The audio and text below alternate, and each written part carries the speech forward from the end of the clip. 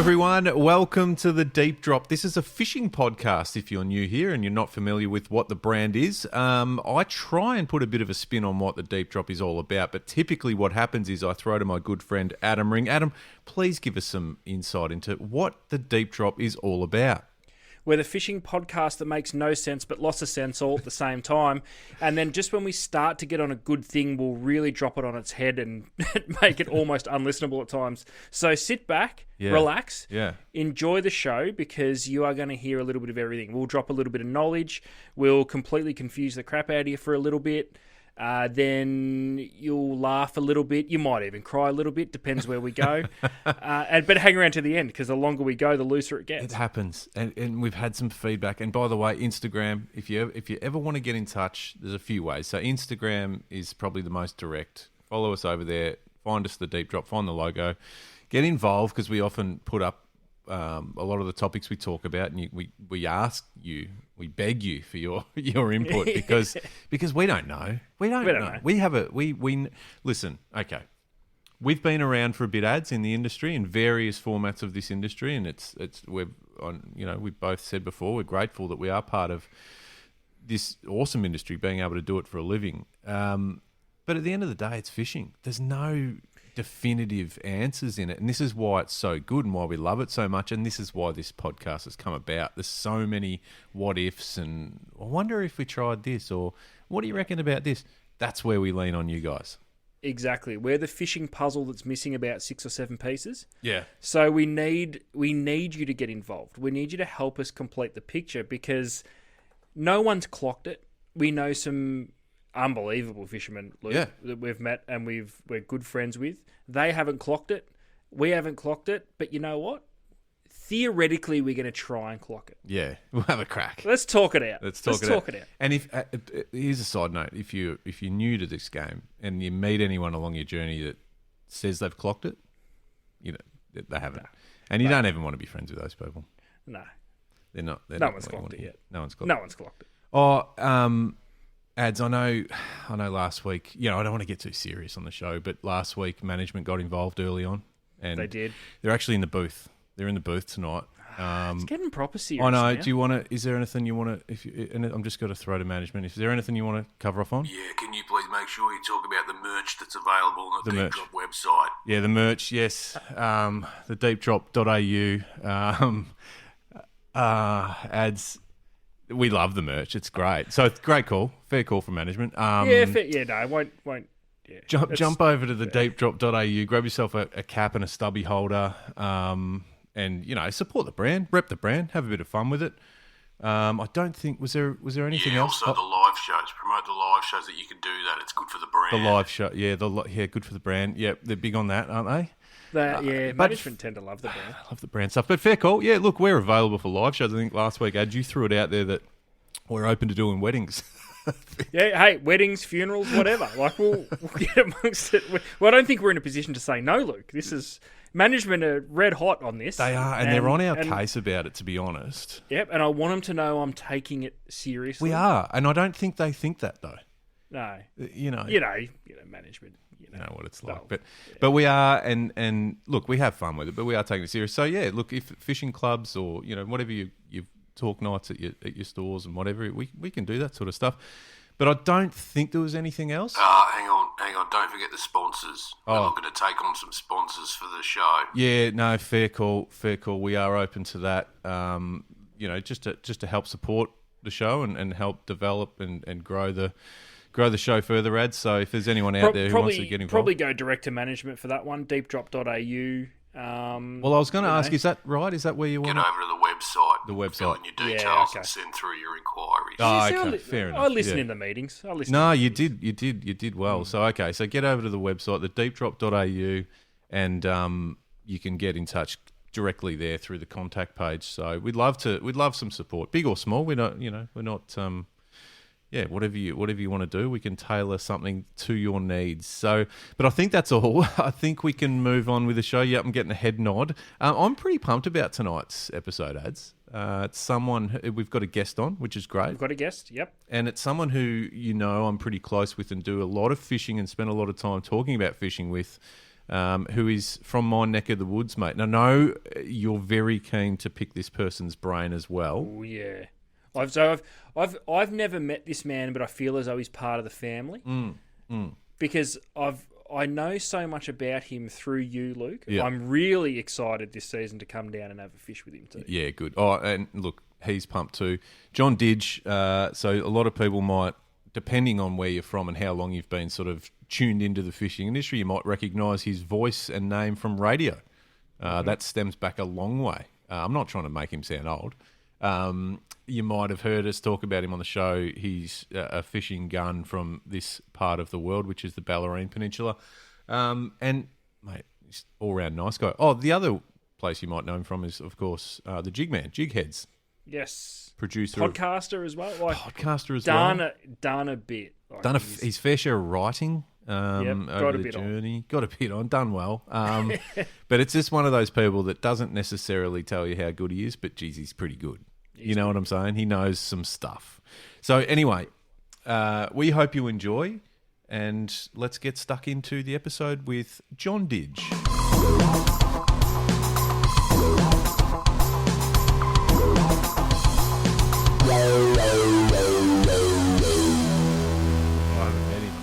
I feel like Yeah, I feel as though I've known him forever. yeah.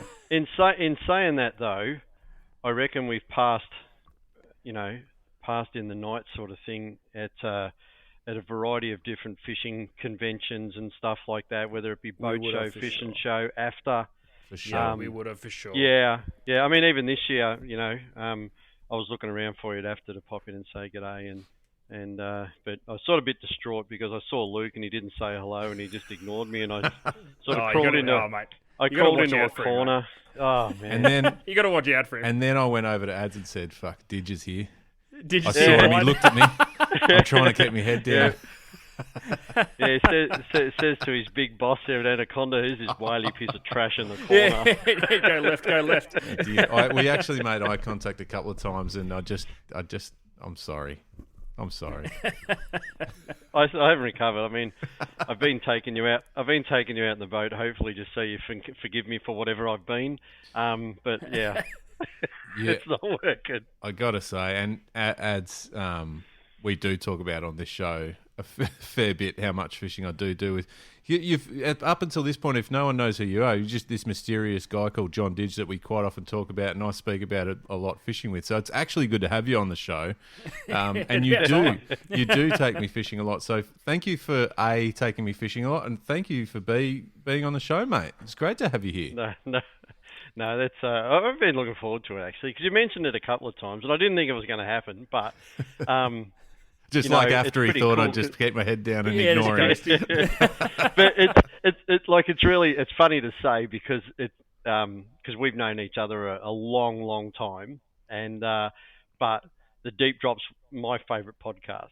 Oh. So you know what I mean? Thanks, so like I do my own and I do other things and everything else, but because I was talking to you the other day, Luke, I rang you in the car and you were talking.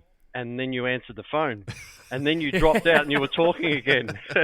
So, oh mate, no, we appreciate that, and we appreciate your support, and it is good because it's sort of, I think we've spoken a lot, Ads, during this journey about who this sort of podcast might, I suppose, relate to and reach at a certain level, and like it's one of the things we love about it is the amount of engagement and interaction we have through social media, or even, and I know you Ads get it sort of cruising around to stores and seeing customers and whatever as well. But it's been cool, I think, for us as well. There's a I suppose a group of listeners who are people from the industry, which is kind of fun. So you're sort of one of those guys, John. It's like you never know if it's going to be taken seriously or frowned upon because we're taking the piss a little bit. I was going to say, have we started taking it seriously yet? No. When did we start? As I say, this is year number 37 for me in the industry. Yeah. And it's quite funny because, and we talk about it in the boat. I like fishing with you because you're actually a nice bloke. Oh. Let's start with that, right? So many compliments so early in the show. You're recording all this, aren't you? Yeah. Adam secretly called me and said, "You better do this, man, otherwise you're gonna lose it." So, But it's.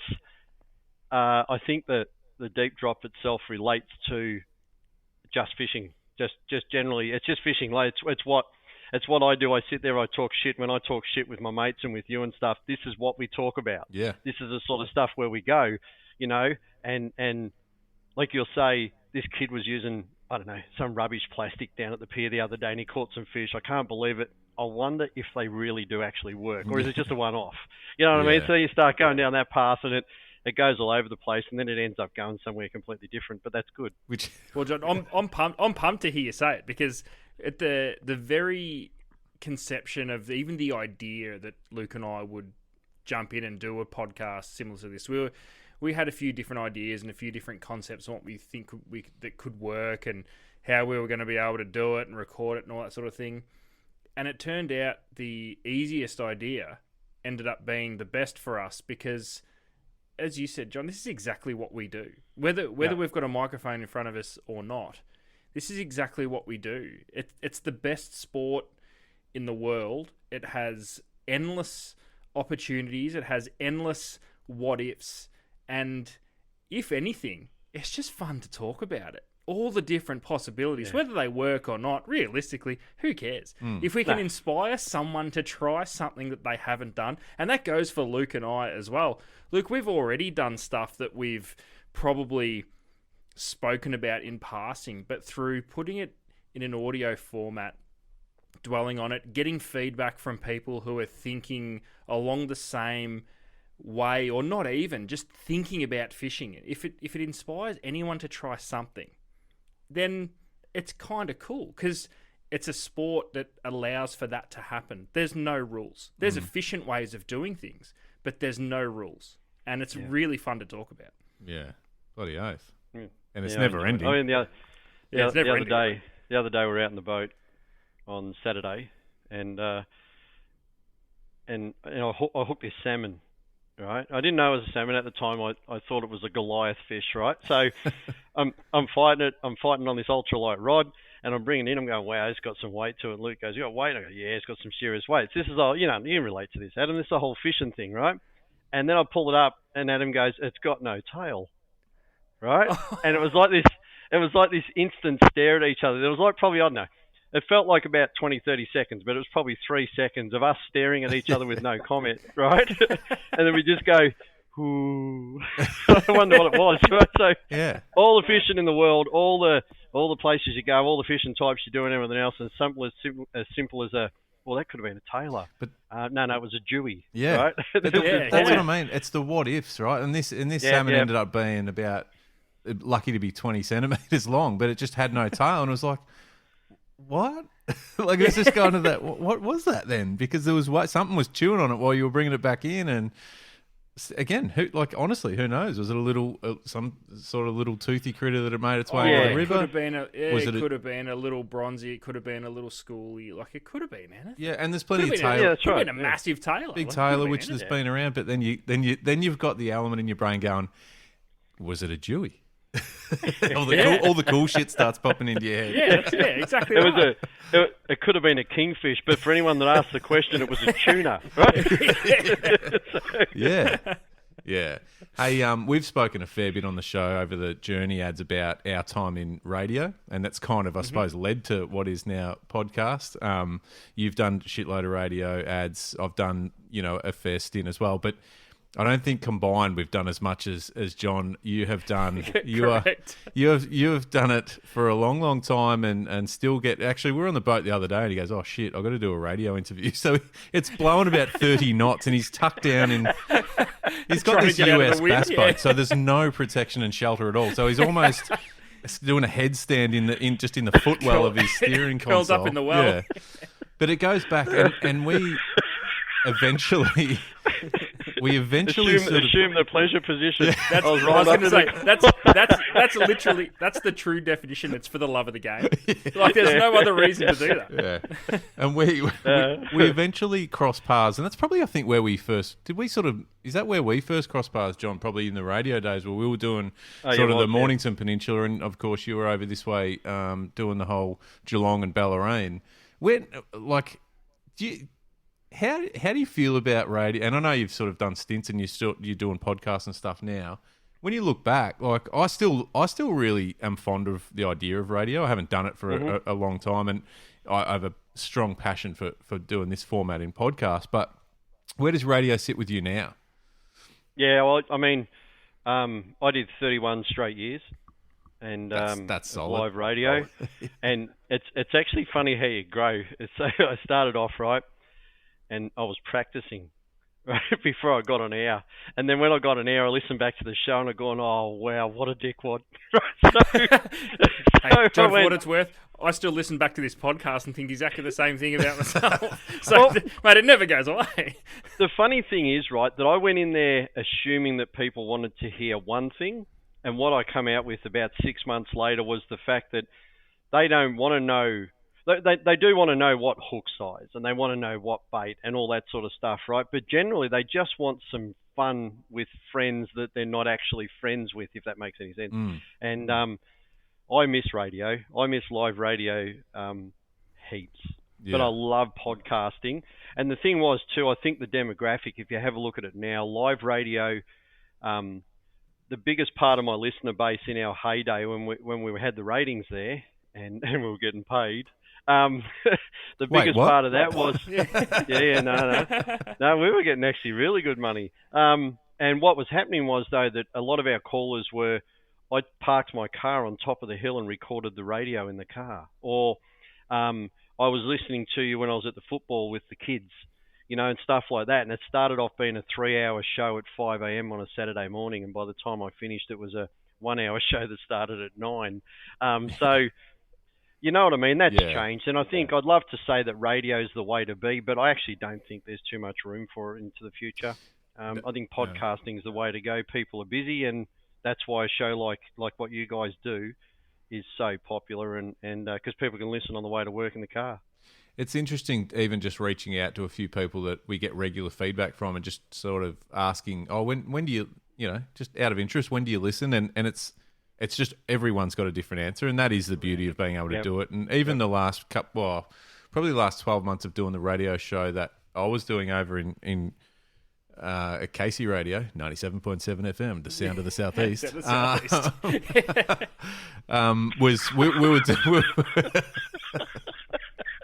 Did you? What was your call? What was your call sign? 94.7 The Pulse. The Pulse. The Pulse. Yes. Oh, the sound of the southeast is a bit boring. We should have had something like the Pulse is a bit more exciting. Yeah, but they used to come in and they used to say 94.7 The Pulse, and then someone would come in. It was like this pre-recorded low-tone voice that would go, "Have you got your finger on the pulse?" I'd go, "You idiot." Yes. This is why it went for so long, John. Yeah. It's these little. It's the one percenters. We've talked about fishing. It exists in radio too. Yeah. I tell you before you go on, right? We actually won a local community award for an ad. For an ad. A radio ad. So I've always been a massive believer in fishing should be like the Super Bowl, right? I know it's a bit of a dreamer, right? But Rapala, Adam, in America, the ads, insane ads, awesome. Right? Yeah, and that's what I want for Australia. I want to see that on our TV. I want to watch it on TV while I'm watching Paul or someone, I want to see it on TV. And not just have you got your Yamaha outboard? I don't want to see that stuff. I want to see some chick get thrown out of a bass boat because she thought it was cute. Yeah, you know what I mean? Creative, And, but we made an ad about Lofties. Remember Lofty? Yep. The Wind Wonder? Yeah, so we made an ad about Lofties, and it was a 3-part series, and it was set up as a horse race. And each of the Lofty colours had a name in the horse race, and we had a race caller. Right? That's awesome. It was just great. We won a local community award for that. That's awesome. And it was just the best. And I wish I still had it because it was in the tape days, and there's no tape decks anymore. Yeah. But that's the stuff I'd like to see come back. I used to enjoy the live reads. I don't know if you were doing the show ads. I know Rainer and Dan Lee were doing it, and we used to just do anything we could to put each other off during the live reads. Yep. And it was just what we just wanted. We just wanted the other person to fuck up so bad. That was the goal. That was the goal. And Dan Lee was the worst. He used to get the shits. How nervous were you? How nervous were you going into a live read? We used to do them. We used to do them on 3RW, and then 3MP. We didn't do too many, but there was some there, but Dave would sort of take care of most of them. There was nothing more nerve-wracking than doing a live read. Well, I would rather sit there and do the show live with nothing that I'm reading off and just go that way. The live reads at try and be confronted with a live read. AW and SEM, when I did Rex's show a couple of times with Lee, that because you knew there was actual serious dollars behind those ads. Yeah, that's right. It fucking up wasn't an option. It wasn't an option, mate. And I've said this on the show before. I think we were talking about it. I remember doing it, filling in. Rex was off one day, so me and Lee did it. And we were coming into a live read, and I'm sort of sitting back just like, yeah, Rayner's got this. And 2 seconds before it was like, the producer's like throwing to you, Lee goes, you do it. And I'm just like... Yeah. Oh, that's the best.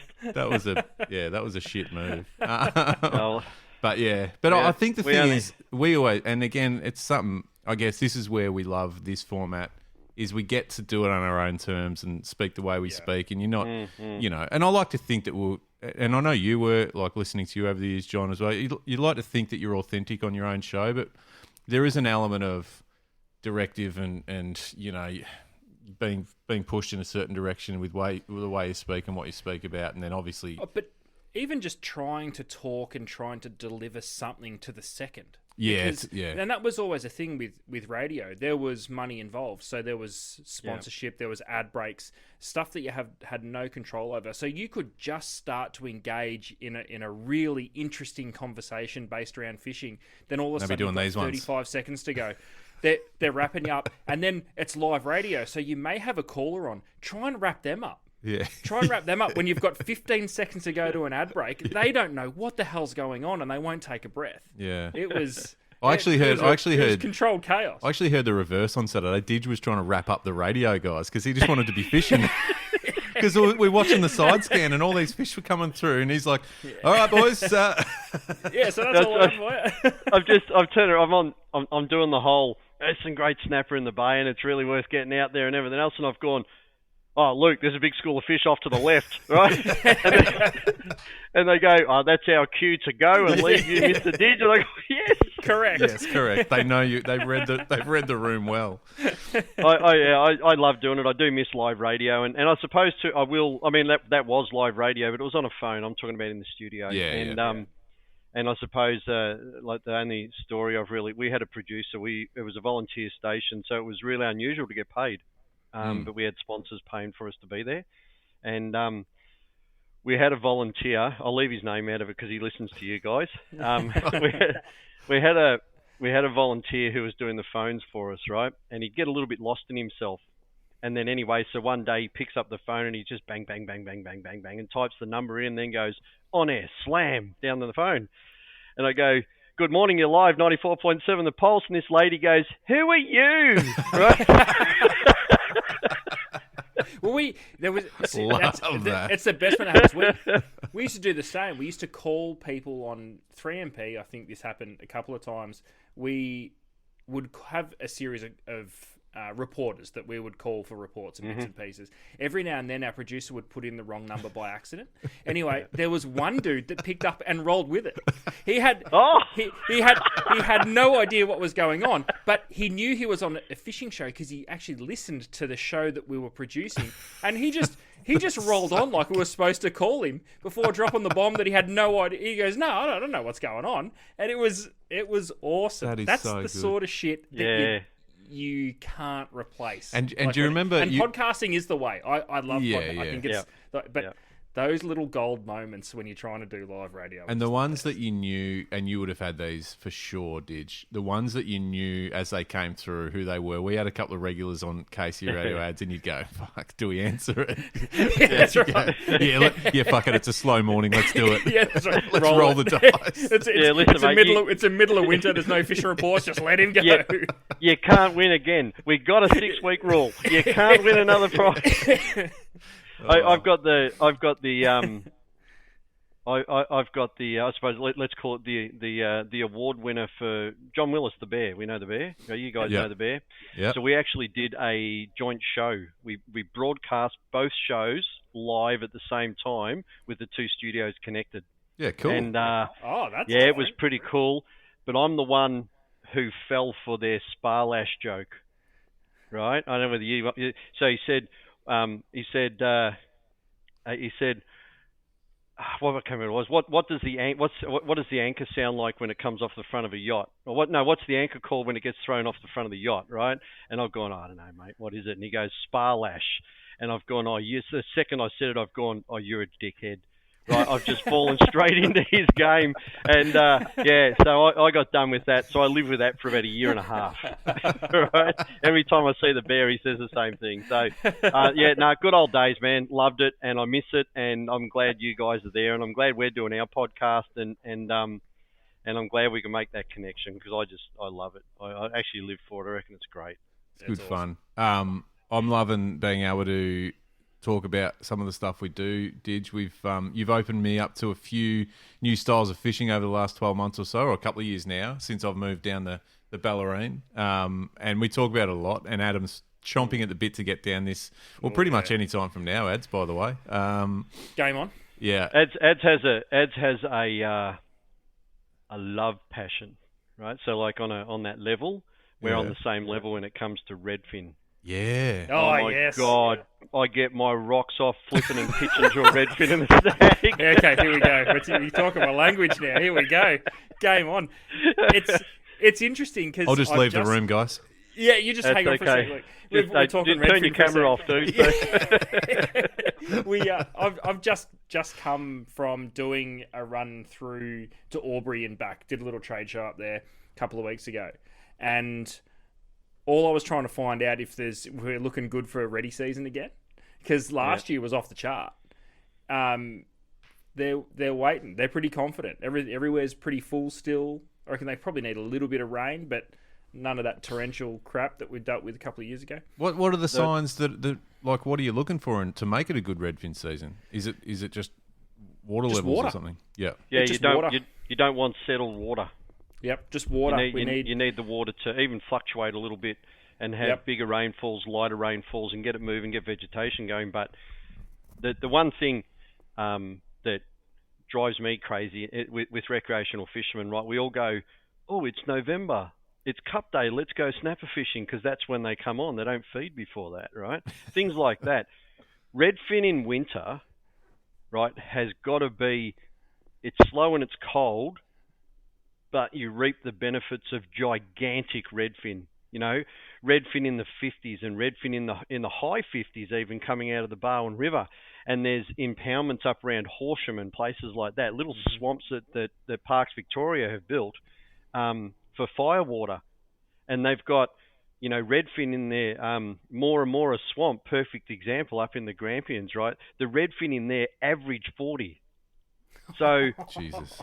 You're going down a four-wheel drive track, you're dropping a little bit of a boat in on the free camp, and for those guys that do American-style bass fishing, which is me all over, I'm just getting in there and I'm flipping a craw or flipping a worm, which is Texas rigging basically with a tungsten slide weight, an EWG and a stopper.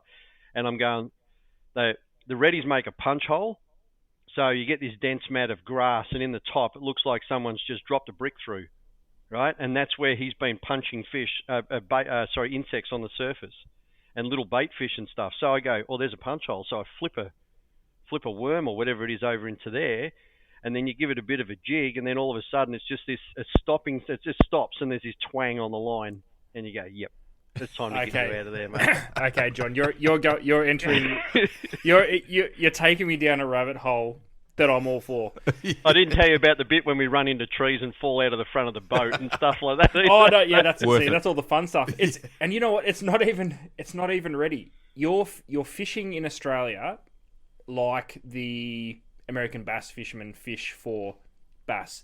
This is fascinating to me, especially with the worms, because I go back to the shop days, and I'm pretty sure I've talked about this on the pod before, but we had a big fish tank at Tuckerwood Cranbourne, and over the years we had heaps of different species in it. We had redfin, yellow belly, cod. I think we had a red tail catfish in there at one point. We've had bass, trout, barramundi. We've had everything in there. It was really interesting for me to see, because we would do, to feed whatever fish were in there, we would do everything from the sneaky, just go and grab a few yabbies from out the back that we were supposed to be selling as bait to doing a pet shop run. I didn't know whether you were going to go there. Yeah. Drop a dozen goldfish in a tank with a couple of reddies and some yellows, and just watch the carnage. They were just to keep the other fish company. That's that was all that was. Yeah, they like a bit of colour in their life.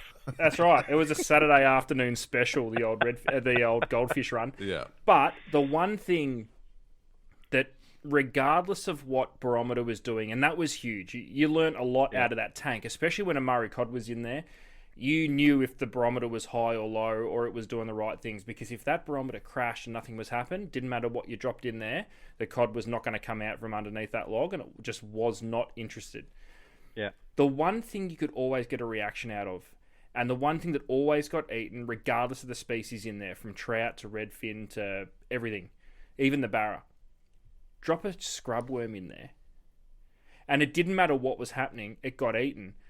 Yet in the American bass fishing scene, flipping worms is like, it's just bass fishing 101.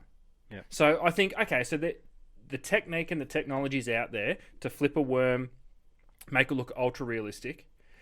We've got all of our native species, salt and fresh, eat the shit out of a scrub worm. Yet that style of fishing hasn't really seemed to have, set itself to where people are thinking about buying weights, buying beads, buying EWG hooks, buying worm plastics. Not the worm plastics that we sort of know of, whether it's a gulp worm or I think a lot of the barrow worms and stuff you see have got a big wriggler tail on the end. No, I'm talking like a bass style worm that you can wacky rig or Texas rig or do. It's not something we do, but it has to be deadly, doesn't it? Listen, wacky rigs, shaky heads and wacky rigs, right? So hang on, I'll start off with the simple version, right? You want to go American bass fishing in Australia? These are some of the things I learned on the way. One is halve whatever they're doing. So they're using a 5.0, use a 2.0. Okay? Everything they do in America is made for a fish with a mouth half the size of its head. If we're chasing flathead, we can go with the same techniques, but we're not, right? Murray cod, same sort of deal. It doesn't really matter. You can throw anything at them. But when we're talking about redfin, bass, up near where you've been, Ads, up in the Bega River, I've had bass sessions up there with 30, 40 fish in a day, Texas rigging a 2.5-inch motor oil grub. Right, so really hard to Texas rig because the EWGs are size 1, so it's really, really small. So you've just got to downsize it. But to give you like a couple of prime examples here, the Barwon River in Geelong, where it runs through, and for those people in New South Wales, we have the Barwon River in Geelong. Yours is a pretend version. So snap, whack. Yeah, that's okay. The only reason I say that is because for about 6 months I kept telling fisheries we had Murray cod in the Barwon River, trying to get them stocked down here. It was the Barwon River in New South Wales. Anyway, but I was fishing. I used to work afternoon shifts, so I'd go every morning. I'd go down there fishing on the Barwon.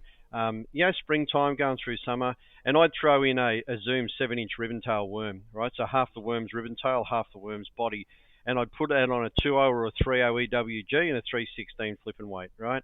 And I'd just sit there and flip grass, and I'd walk along, right? And a couple of things I learned from it. One is ultra, ultra, ultra slow. When you think you're going slow, slow it down even more, which I think is probably the fundamentals of fishing anyway. Yep. And the other one was your movement should be short and sweet. You drop it on the bottom. What you want is you want the body to move a little bit and the tail to move a lot. So because you move it 2 inches off the bottom with a big ribbon tail worm, the tail floats up in the air and flaps around like a flag, but the body lays low. And as you would have known, fishing for reddies have their fins up in two versions, half mast or full mast. When they're up in full mast, they're ready to feed. Half mast means they're moping around the bottom because they're unhappy with the situation. So you'd see these reddies and they'd tip themselves up on end, and they basically would just go bop on the bottom, and they'd pick it up while it's on the bottom. But because of the style of fishing it is, you could feel that. And for people watching American bass fishing, they'll see, apart from the fact these guys use an 80-pound line and they're reefing it like it's a rope pulling a boat in, right? Yep, fighting's not an option. The technique, so the two parts to it is that number one is for the redfin. When he picks it up, the first thing he does is he drop lips it and it sits in the front of his face, right? And he has to turn it. So it generally takes half a second before he rolls it. That's why you give it the pause, right? And the other one is you've got to get the point of the hook back out of the plastic, which makes it weedless in the first place, and that's why you let him have it. You open up on all cylinders and lay into him, right? If he's a small fish, you come back with his head only. If he's a good fish, then you can fight him in the grass, you know? Yeah. But they're sort of some of the things that with it. But you could apply US Texas rigging, shaky heads a little bit, wacky maybe not as much because it's too much exposed, but snapper fishing, chasing bass, chasing reddies, trout will take it as well. Yellow belly, my God. Texas rigging a black grub.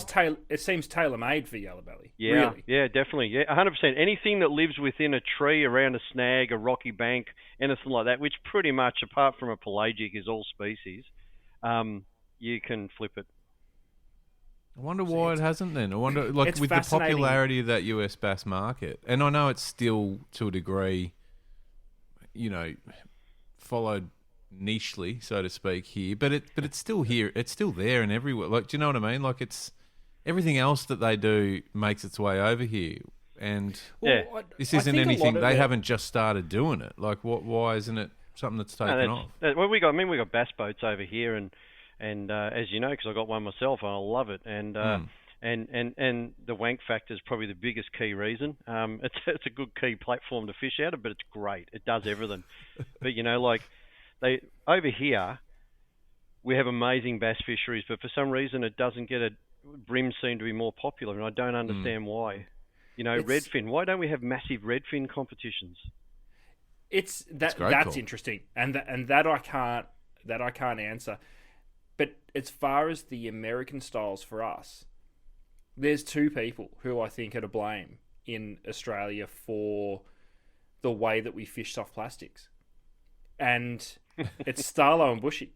It's their fault. That glorious DVD that they released around the time of Squidgy, they taught us. They taught us how to plastics fish in Australia. Yes. They designed tails for our species. They were hopping them off the bottom at Malakuta for flathead. Then the resin heads come along, and now they've got flick baits on resin heads for brim on flickies, and then you've got the bugs that come along, and now all of a sudden you're surface fishing with bugs. If there's one thing in Australia that I've learned, we don't tend to deviate too far from what's already working. No, we're great. We see it in our local fishery. I think Victoria is, I'm going to say, one of the worst, but it's because I'm Victorian, so I see it every day of the week. We don't like to stray too far from the path. So it's I don't think we should, with this, say, the American style Texas rigging worms in bits and pieces, I don't necessarily think it's going to revolutionise fishing for our Australian species, but I think it could be a really handy number 2 or 1A option if the way we generally fish, and we're starting to see it. We can buy Ned heads off the shelf now. You never used to be able to do that. Yeah. And because of the Ned heads coming in, now you're seeing some of the plastics. I think a lot of the people buying the plastics don't realise that they are designed to be Ned rigged and basically sitting vertical from the bottom, but we have got access to it. It's just fascinating that we stick with the same thing whether it's working or not. It feels as though the American way of fishing, from the lure, the gear, the way all that stuff probably varies a little bit different. We are a light line fishery, and I think we've nailed that. It fascinates me how it's not in the book of tricks to try and get a few fish. It's interesting. I think it's only because for me, I love it and I want to try it. I make a lot of the stuff, and I just keep going around and around and around in circles with these things, and it's got to work for me. So I'm that odd one out. But I said to a mate of mine on a similar topic, why is it so huge in the States? And I think a lot of it just comes down to numbers. And at the end of the day, there's 51 million fishing license holders in the United States, right? It's double our population. So, you know, if you've got a small percentage of the market out there flipping around with Texas rigs, and there's quite a few guys that do it, you can imagine that if it was tenfold, or 20-fold. It would be in there. But you're right, Ads, in what you say. I think that for most fishermen that target bass, especially bass, right? But bass and redfin and yellowbelly and stuff like that, if you're one of those people like me that goes out with a bass boat, if you don't have 4 rods on the deck and one of them's a Texas rig with a black grub on it, then you really need to become a fly fisherman, because seriously, you're not serious about your fishing. You know what I mean? And he's welcome back anytime. Yeah. Just saying. So I got a good friend of mine, Maz, and we had a fishing comp against each other. She's a fly fisherman and I'm a plastics fisherman. And I beat her. Very thankful for that situation, because it was going the other way for a while, right? And I remind her of this on a very regular basis.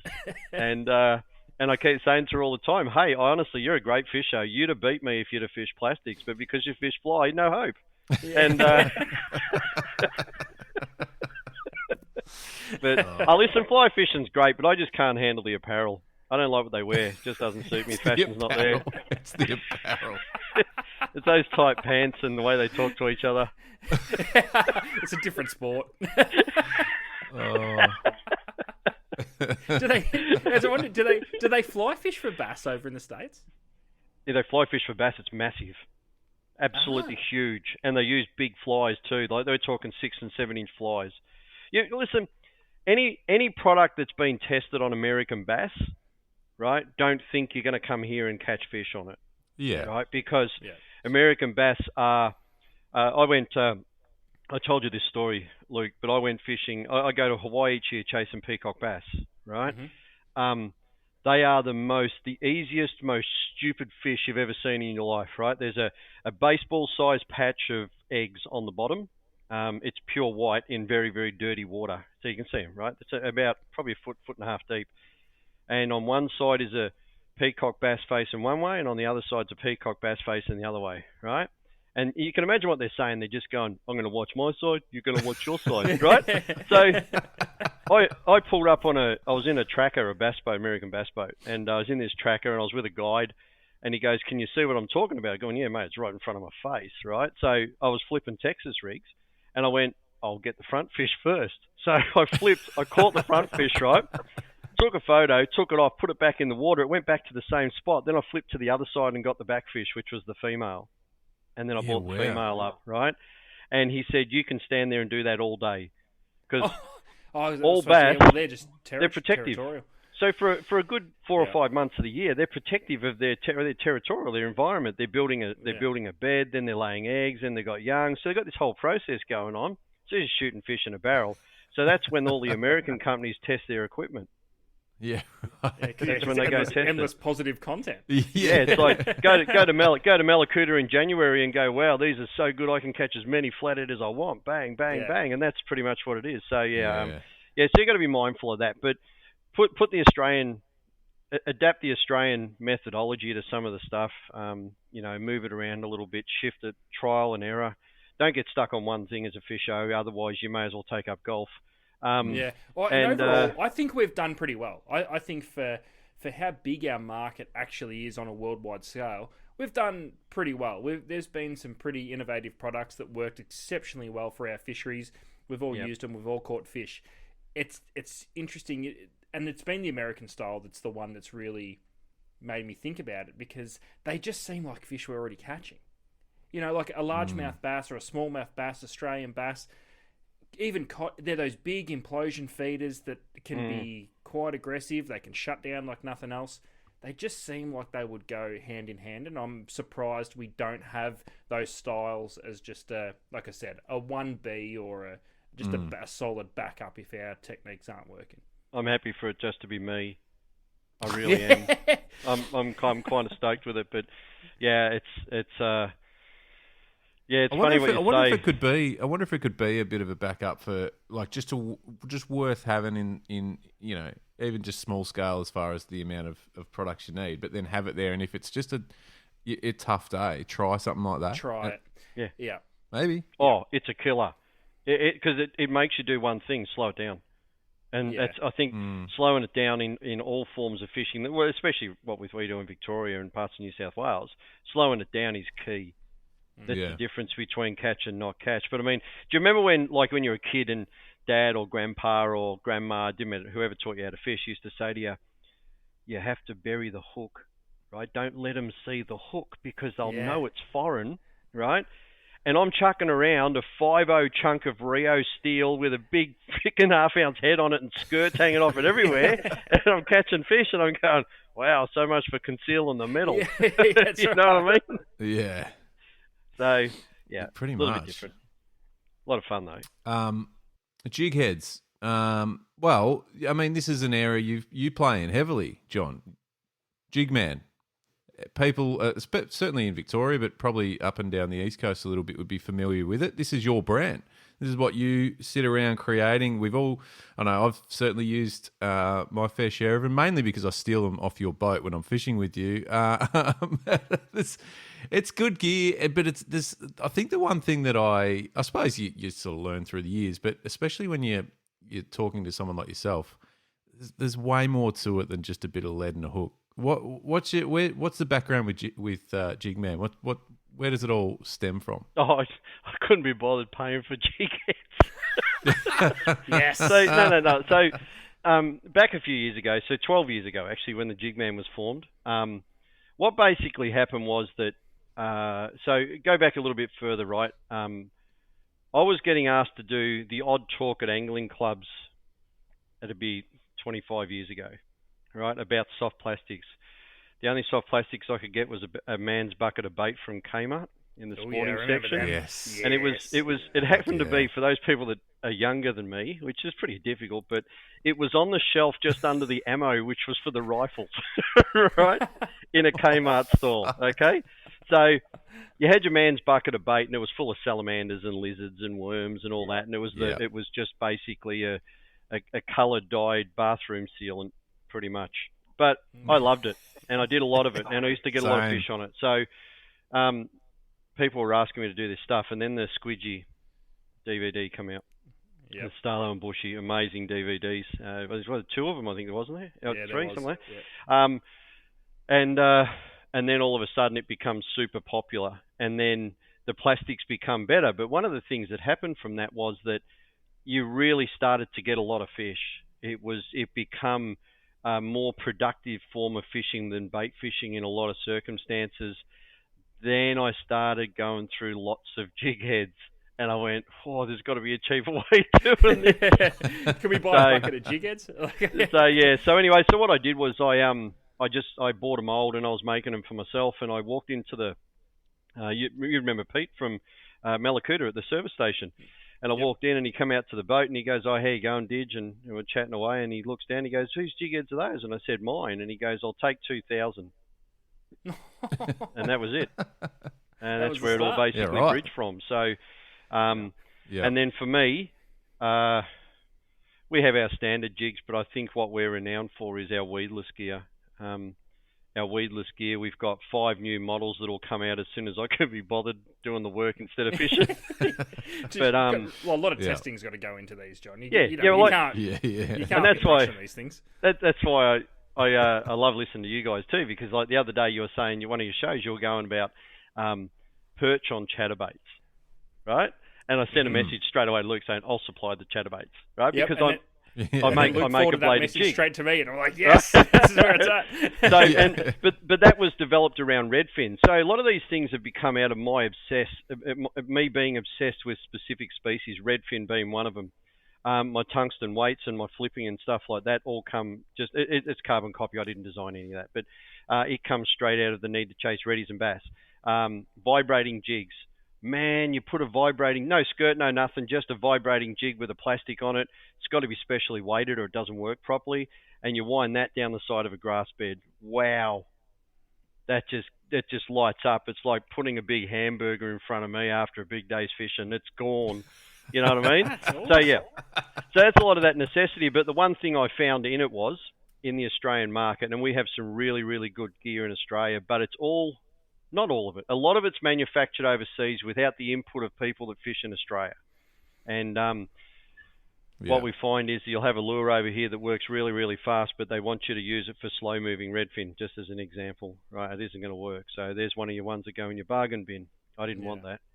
So the Soso, which is our number one selling weedless jig, I weighted it so that every single one of them with a 3.5-inch paddle tail plastic will fall horizontally with a slight tilt. That way the tail will always work. Do you know what I mean? So you understand this stuff because you guys both do a lot of design work. So there's a lot of that. I think I said to you the other day, Luke, is that like the chatterbait, I must have gone through 300-400 blades and weights and trying to get the right configuration to find out that there was only one weight that worked. It worked properly all the time, every time when you cast it. So when I see other manufacturers bring out the other weights that I know only work half the time, I always have a bit of a giggle because that means that they haven't done the groundwork. They've just gone and bought it. Anyway, and that's the jig, man. So I love it. It's my fun. Will I make a living out of it? I don't know. I dare say Luke will probably get more than what I will. And Ads, when you eventually join us on the boat for a couple of fun sessions, you'll probably use most of them yourself too, and they'll be kicking around the floor, stuck in your shoes. And you reckon there's not many left when Luke's off the boat? You wait till I have a crack at it. I actually have a. Because you have a lot of seconds in manufacturing, and so I have a lot of seconds. They're not good enough for retail, and I've probably got 6-kilo buckets sitting down in the shed right now. And my mates come over and they rate it. I come home some days and the bucket's half empty. It's just it's just gone. So awesome. I wouldn't have it any other way. It's great. No, I love it. We had an interesting conversation. We kind of almost just had the start of the conversation, so I'm glad we didn't finish it because I think we can finish it here. I don't know what happened. I probably caught a mullet and we had to stop what we were doing to focus on that. Taking photos, mate. Let's take the photos. Because by the way, Adam, Ads, I am now the mullet master. Nice. So if anyone wants to talk night, I can do talk nights. I can do, promotional videos, catching mullet on plastics. I like it. Yep. I like it. I've got that shit down. Now when you say his last name, you've got to emphasise the M. It's Luke McCredden. McMullet. Exactly. Fucking mullet, Jesus. You're good at it, dude. You're good at it. But we were talking, we started talking about, and I want your opinion. You're probably more qualified to give us some feedback on this, John, than anyone. But Ads, I want to throw to you as well on coloured jig heads. Where are we? How do we all feel about them? Because I think it came up because I was using some at the time. But what does it make a difference? What difference does it make? How do we all feel about a coloured jig head? Start with you, John. Yeah. Oh, okay. Sorry, I was going to let Adam go first. Anyway. All you. So, listen, a couple of things, right? So, for a major part of what I've done, and still to a degree today, I don't believe it has a huge impact. I believe in everything has a day, okay? But not a massive impact. But a good friend of mine, Dean Cummings, he fishes in the. You guys, Dean, Adam, I know. Yep, no, Dean, yep, very well. He gave me your phone number so I could send you prank text. You guys were cracking the shit at me. I'm like, what the fuck's going on here? When he told me, I'm like, oh, you sons of bitches. I ignored the shit out of him as well. He was saying that in the Vic Brims, he fishes the Vic Brims, that there's a couple of guys in the Vic Brims that refuse to use a plain coloured jig head. It has to be coloured and colour-coded. Okay. And to a degree, I can understand it. Like we're throwing on a turtleback worm, for example, in pumpkin seed. So to have a pumpkin seed coloured head, it makes perfect sense. I've done a few trials with it over the years, and Dean and myself we were fishing for brim. Same jig head, same plastic, same line, same leader, blah blah blah blah, same spot. He was out fishing me tenfold, and so we swapped rods, and he outfished me tenfold. And the difference was, I probably should have elaborated more, but the difference was that the final point of change was that he was using a green jig head. Here's a green coloured powder coated jig, and I was using a plain jig. I put the green jig on, and that was it. It was a killer, absolute killer. So there are times when that colour does matter.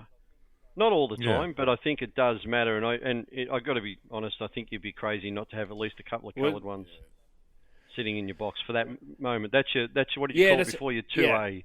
That's your backup. It's interesting because I think we are going to see a lot more of that stuff on the shelves in the not too distant future.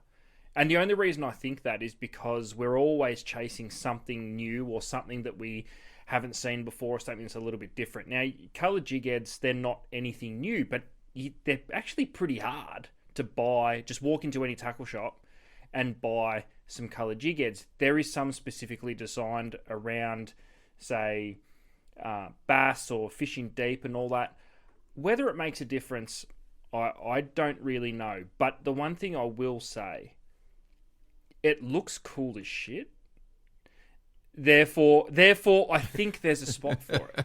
Because if you think about it, you can rig the plastic you've caught a million fish on in the past, rig it on a standard jig head, and you're like, yeah, I'm going to catch. Then you go and rig it on a coloured one, you're like, that looks so friggin' good. Your confidence is already that little 0.5% higher than what it was before you started fishing in the first place. I think that makes a difference. Yeah. So I don't see why not. Again, we spoke at the top of the pod about the beauty of this game.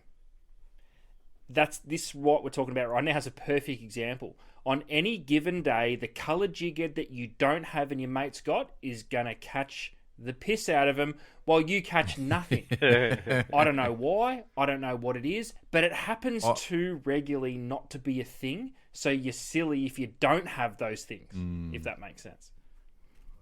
I think this is a good one to throw to the good folk ads on Instagram. We'll throw that out there. Coloured jig heads, yay or nay? What are people's thoughts and experiences with it too? I suppose because it's something that I haven't really done much of until just recently, and it's not for any particular reason.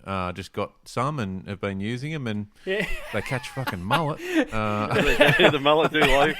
Hey, and sort of to elaborate on that, because I know what your Insta's like, because I'm regular on it, is that I think I'd love to know, is it a yay or a nay? And if it's a yay, what colour?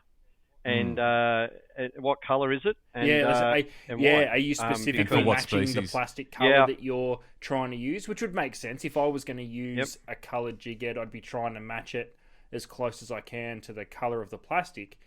That just seems logical, but maybe not necessarily. I mean, you see the Ned heads that we were talking about before. They come in black or like fluoro orange, I think is the other one.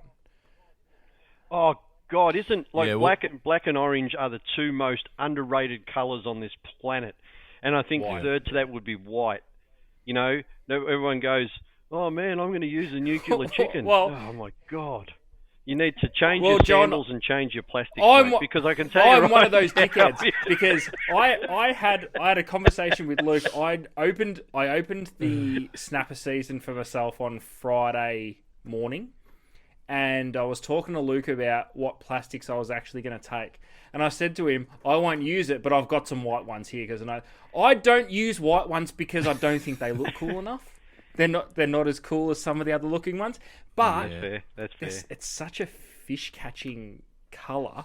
I had them there, and I should use them. Yeah, and I don't. But you're right, John. You see it in everything. It was an underground cod color for a little bit. Everyone was, the people that knew were chucking white, whereas everyone else is using black and purple. Still great colors. But white had a little bit of a run. We've seen snapper plastics white. Luke, I think when we were talking about some of the flick baits and stuff we used to use for snapper, white was in your regular rotation. It was pearl white. We've seen it for flathead. White has been one of the... Barra? Oh, God, flatties, yeah. Barra, yep. Yeah. Yeah, Barra, like right now at Mondi, they're smashing Barra on big weedless white plastics over the grass. If you go to Malakuta, so you go to Malakuta with a 5 or a 6 inch white paddle tail or boot tail plastic, I should say, right?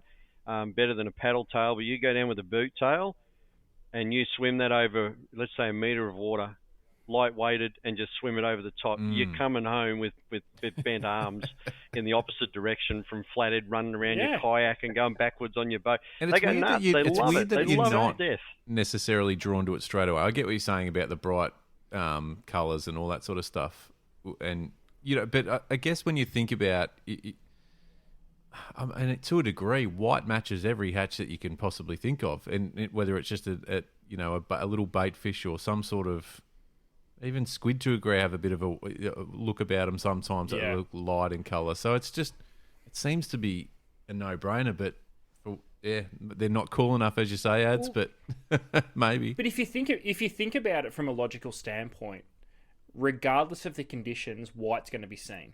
So it's a contrasting color. So if you've got dirty water, you're going to see it. If it's clear water, it stands out but doesn't look too, you know what I mean? It doesn't look too out of place. It's just one of those colors that, regardless of the conditions of the water clarity and water quality, it's gonna be seen.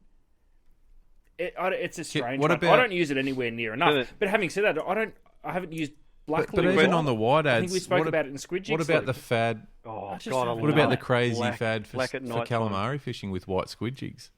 White, that's right. Shimano's 14T. At the moment, one of the I suppose that's about biggest selling squid jigs in Victoria and potentially New South Wales is the Rui KR43, which is the white, just plain white. Oh, so still white. Yep. See, I'm out of the loop on this. So still white. So the question then for you is that, is to ask pearl white or white?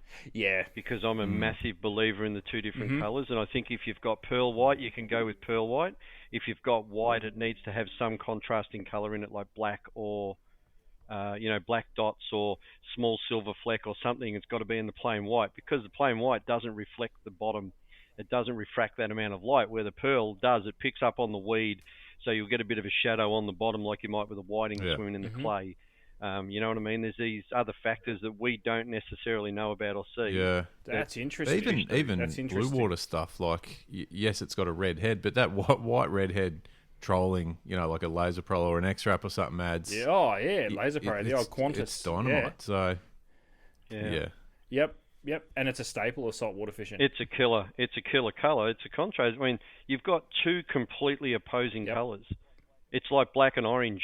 Black and orange is one of the most underrated colours. I mean, I designed plastics for a couple of companies, and they were all... Very first thing I did was black and orange. So you're saying black and orange black on the back, one, orange belly. one lure. So you're not saying two different... Yeah. On the same lure.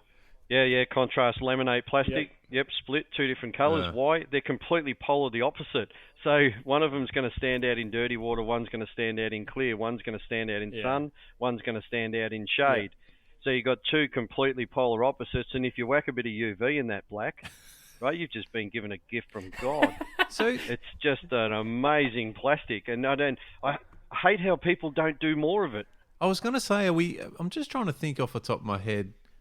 It's not a massive amount of black and orange on the market currently across the lure spectrum, is it? No. The guys I did stuff for, they can't keep them in their stockpile, in their shelves, and especially if you're a jack fisherman. Yeah. Okay. If you're a mangrove jack fisherman up in northern New South Wales and through Queensland, you've just been given your feeder. That's your feeder plastic every day. You're going home with a feed because of that black colour. And orange. There you go. I didn't know that. I didn't know because again you don't see it much down here. No. That's no. Remember those big creamy coloured fish we were talking about, Luke, in our fishing spot? Yeah, that's the colour. Yeah. I keep that one quiet because I don't need people to know. It's funny though with like I had a good chat with this probably going back a few months, and they're about to hit our stores, but Glenn Casey from Bassman, and he said, if you want to do some different colours skirts for our spinnerbaits, let me know. And I said, what do you reckon? Is there anything missing? He goes, yeah. Here's the two that should be in the range. I said, well, why aren't they? If they're it's your thing. He goes, because I keep putting them out there, and we keep catching massive fish on them, but for some reason the market, like it's not catching the fisherman before it catches a fish. Yeah. Right. I said, I'll bring them on then. Let's do them and see how they go. So they're about to hit, which is really exciting because I'm like, I mean, if the guy making them, it's like you with your jig heads, John. It's like if you're saying you've got the right weight for that chatterbait or you've got the right setup for the weedless, well, you're the one doing it. Like, let's do it. You know what I mean? It's what I use personally, and I think I do all right. I don't think I'm a slouch necessarily. I can talk it up a little bit. I think I do all right. So if the colour's killing it for me, or the plastic or the jig or the skirt or whatever it might be, you need to listen, because what I find, and Bassman, exactly the same deal, is that he's got a killer colour, right? It'll dominate the fish, right? But it won't dominate the fisherman. So unfortunately, before the fad kicks in, where a couple of guys give it a crack and get big fish, it ends up in the bargain bin, and it's gone, and then it's not restocked. And you know, I walk into a tackle store and I look at the wall, and what's missing off the wall? Midnight orange, I call it, which is black and orange, white, black. Yeah. They're all missing off the wall. And if you're a cod fisherman using, spinner baits or big chatterbaits, or we do a giant flipping bait called a belly jig, which is a walking jig. You walk it on the bottom. It's basically a spinner bait without a wire. And black, white. That's it. Don't mix it up. Yeah. Don't do anything else, right? Because it's going to work perfectly in that water. That's what it's designed to do. Those yellow belly on the tree, they lay there, right? And, we don't get a chicken that looks in a variety of different chartreuse colours walk down the side of the trunk and go into the water. But what we get is we get black lizards, black snakes, sometimes things like mud eyes. Mud eyes walk up and down the stump based on, when the dragonfly laid its eggs and blah, blah, blah, blah, blah. That's what they're feeding on. It's black. For big Murray cod around a golf course, how many cod have you caught with golf balls in their bellies? Yep. They lay there eating the eggs as they get thrown out of the nest by the cockatoo. So go chuck a big white spinnerbait. They'll think it's an egg. It makes perfect sense. It does, but it's not always the way it is. But you get what I mean? Like, you got to make that change, and you got to look at it, and you got to keep those colours, and you got to try them out. Hey, I've got, before we let you go, I just want to throw it out there. And we know I think collectively we've all spoken about this. We want to do a bit of a deep drop session with you, John. I know I want to get Ads onto some whiting on soft plastics. He hasn't done it before. Sure. Where's he going to go in a boat? No. We'll just tow him round. We'll just tow him round. And, okay. Yeah, that's right. Yeah. I was going to say he's going to have to sit on the floor the whole time. I'll do an extra couple of leg days, and I'll just paddle real fast. And I think I'm going to stay out of it. I'll let you two cuddle up together and go redfin fishing, because it sounds like you guys need to have your moment, so that's okay. That'll happen too. Yep. Oh, mate, I don't want to be the third wheel, guys. This worm fishing. Yep, like they used to say in the old days, mate. 1 tent, 1 bed, 2 men. And it's too good. And I think the journey I think there's the journey starts there. I think we've got BFS. We've just hit the bottom of the podcast. Threshold. It usually hits about 45 minutes in, and it gets. I don't know what happens after that. Hey, I just bought a BFS reel. Did you? Okay. So what did you get? I just bought myself a 2020 Daiwa Alphys. Nice. Alphys Air TW. Okay. And so that'll be. I'm just waiting for the new Mirasami, as you know, and I'll be able to use that because when I stuffed around and made a stupid recording for your show, we were smashing the living hell out of Trevally on BFS, and it was brilliant. Loved every minute of it. But do you think that had something to do with why you were smashing them? I was going to no. Is it practical or just fun? No, it was just an absolute ball. They were bent underneath the boat, like the rod tip was sticking out the other side, and you could see the tip and the fish. Right. So it was a ball, but I think if we're going to do a whiting session, and any session doesn't really matter.